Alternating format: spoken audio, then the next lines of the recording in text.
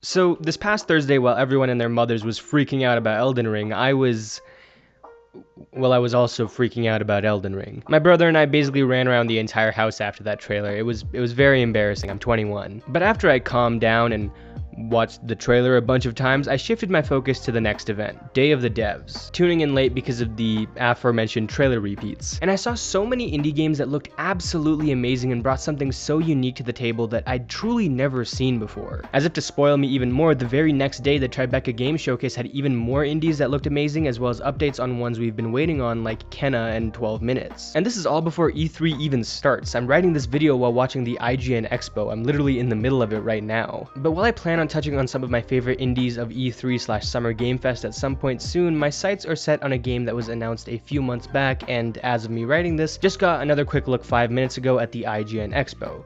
Sifu, a game with a 2021 release year, no date as of now, that looks like it's taking hand-to-hand combat to the next level, and as a huge action game fan, a fan of indies, a fan of cool art styles, a fan of interesting story premises, and just a fan of video games in general, I can't help but to be just crazy excited for this game's imminent release. Sifu looks amazing, I want to talk about it, and I want to show you guys why you need to care about it, so hey man, let's just jump into this.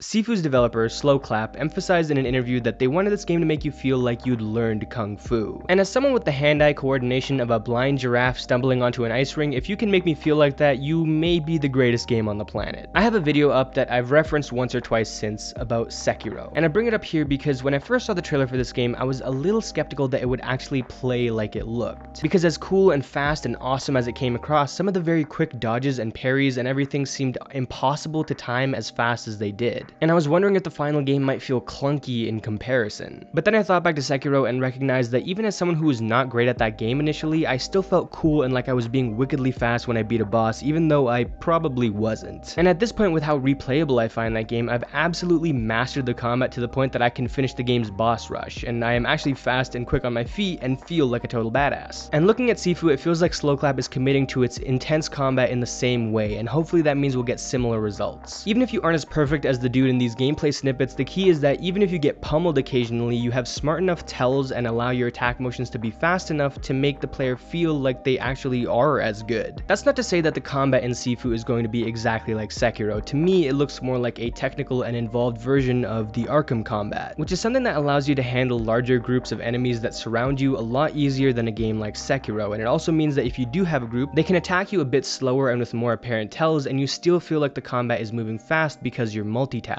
similar to what we saw with Ghost of Tsushima. A big difference between this game and Arkham, at least from what I can tell from the gameplay shown, is that the combat has a lot more agency and the basics are a bit more complicated. In Arkham, you had a hit button and a counter button, and really that was most of it. You could evade a couple of ways as well, but it was really only to maybe give yourself a little bit of space, and at some point you could just like counter 3 dudes at the same time to really get out of any type of potentially difficult scenarios. And this is one of the main complaints levied against these types of games. Even on the hardest difficulties, the game could boil down to being too simple and therefore too easy. Now personally, I don't mind this because it's more a combat system designed around a power fantasy than a struggle. Being able to counter 3 dudes at once is an awesome feeling. You feel like a total badass and like you're unstoppable, and since you're Batman, that's kind of a perfect feeling for that game. Here though, you're just some dude, a dude who knows martial arts, yeah, a dude who seems like he's gonna get ridiculously good at martial arts, yeah, but you aren't some beast of a man, so you have to weave in and out of attacks more carefully. As sloclap pointed out in a tweet, you need to make the choice between either dodging and being a bit more safe and creating space, or parrying so you can counter and be more aggressive. Which is pretty standard for a lot of games, but the increased speed that feels even faster because of the whole whooshing animation effects, plus the feeling of being surrounded so often, looks like it'll keep you on your toes the entire time. More than a lot of games we see out there. While that's awesome for the basic combat, what makes everything even better is how amazingly we seem to be able to use the environment in this game. You have these smooth roll animations over tables and couches, you can smash or throw things at people, people, they can catch them and use them against you. Your fights could lead to an entire area being filled with broken glass. I really hope we get to enter these areas that are so well put together, and in the end we'd like fight these guys and look around and everything is destroyed. Like those big intimate action scenes we see in movies where everything around you just becomes annihilated in the battle. Unlike sloclap's previous game, Absolver, they seem to have condensed their spaces and worked on making nice little pockets and rooms and hallways that have more of a personality, and then allowed those things to be part of the gameplay, and I think that's just something that's not always utilized well in games. Going back to Arkham again, that's actually one of the few examples of this being done more than most games, and it's usually just some set thing in a room that you have to press a button on and then you play a predetermined animation. That's still cool, but this feels like your surroundings are truly part of your combat experience, and I just love that so much. It's also interesting to see that we'll have a lot of one-on-one bouts in the game, and this is something that I might have been skeptical about. One-on-one fights in a game that seem to have its combat revolve around fighting a group of enemies, usually that's the downfall of these types of games. But after seeing Ghost of Tsushima do it so well last year, I have hope that maybe this less scripted combat style will lend itself better to both group fights and one-on-one encounters, so fingers crossed it can deliver on both fronts. Now, I've rambled on about the combat for a bit, but I also wanted to shout out the art style. It seems like it's kind of in the middle of a normal live-action emulating video game and the type of art style displayed in Little Devil Inside. And I think that gives it a great feeling of being kind of serious and legit, but not feeling like it's missing out on a fun, unique art style, and one that's clearly carried over a fair amount from Absolver. Having a style like this can also be great for animating combat, because you can be a lot more obvious and in your face about things like whooshing visual effects of punches or kicks. Like, just from looking at this footage, I feel like the kick whizzed by my ear and I felt the wind of the attack hit my face. And if I can tell even dodges are impactful just from looking at the game, that spells great signs for how it's going to play and feel and look when it releases. I also love that instead of the landscape or areas being kind of barren or being confined to your classic kung fu settings like a dojo, you're also getting some poorly lit back alleys or some clubs to fight in. It feels very John Wick, and I think some of its locations seem like an absolute blast to mess around in. We don't know everything about the story of Sifu, but we do know that it's a revenge story about a kung fu student whose family was murdered by assassins against whom he's been plotting his revenge for 8 years. You're tracking these dudes down and giving them a real taste of their own medicine. It's very Kill Bill in that sense. We also know that there's a mechanic of every time you get defeated, you get older. They haven't explained why yet, but they have said that there's a cap on your aging. And either way, just as a concept, I find that really cool that you might be a young dude at the beginning and an old man at the end. And maybe a fun challenge for yourself would be to finish the game being as young as possible. I guess that's the same as trying to play through games with minimal deaths, but it's just a much cooler and more visually engaging version of that. I'm not sure if the idea is when you fail that you die and come back a little bit older, or maybe you just get defeated and retreat and train for years to be better and win next time, and that's why you get older. That second one is my personal guess, but either way, that idea just in itself seems really cool to me. With so many indies announced in the past few days, it's hard to pick my favorites, but I've had my eyes on Sifu since its announcement about 4 months back. It seems to be bringing in some fast, intense gameplay, an interesting world and locations, a great art style, and a mysterious and interesting story, all developed by a studio that has definitely shown it has a ton of potential. I hope we get a release date soon. Fingers crossed it at the very least hits its 2021 timeframe. I assume it will because it was reaffirmed at the IGN Expo, but until then, I'd encourage everyone to keep an eye on it, maybe follow the devs on Twitter, keep up to date on the PlayStation blog, anything to keep yourself updated, because I think this game is going to knock everyone's socks off, and I'm wishing sloclap all the best with its release. Anyways guys, that's the video. If you enjoyed, throw on a like, throw on a sub. I have other videos on indies on the channel, and like I said, I'm going to make a video about some of my favorite indies revealed this week soon. My channel also talks about just general gaming topics, AAA releases. I do full analysis videos on some of this stuff, so feel free to check out the rest of my channel, and I'll see you guys next time.